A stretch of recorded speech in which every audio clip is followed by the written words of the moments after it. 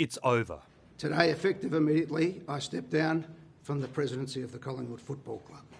Pressure has been building on Eddie McGuire since his combative performance at a press conference following the leak of a blistering report into racism at the club. This is an historic and proud day for the Collingwood Football Club.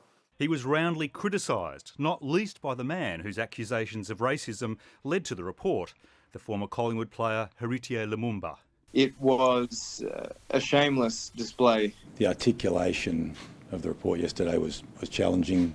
Today he acknowledged that it was that language that forced him to make way.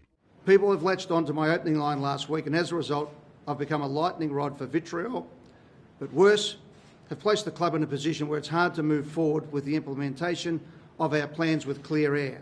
His resignation came on the day that a letter signed by 75 people, including Greens Senator Lydia Thorpe, called for McGuire to stand down.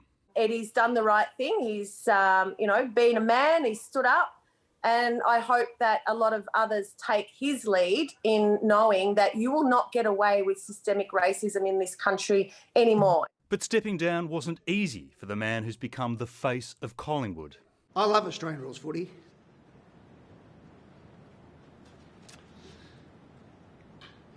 I love that it is the most egalitarian of games. I love my memories of Victoria Park. How for the first time in my life, I felt part of a community.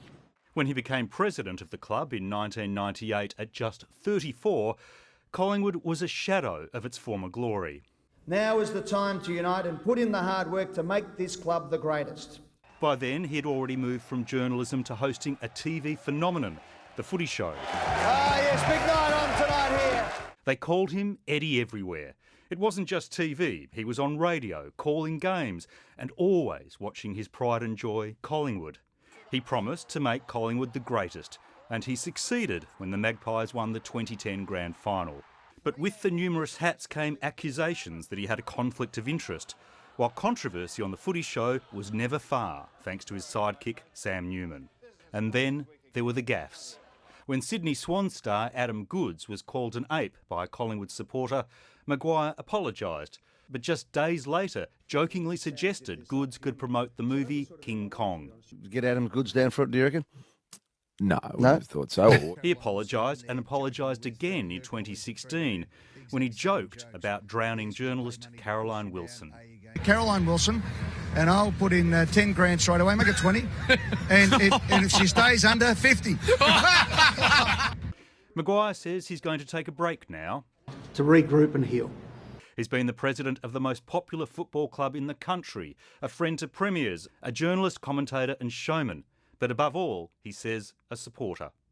I'm with you all, side by side, black and white forever. Good luck to all. Floreat Pika, may the magpie flourish, and go Pies.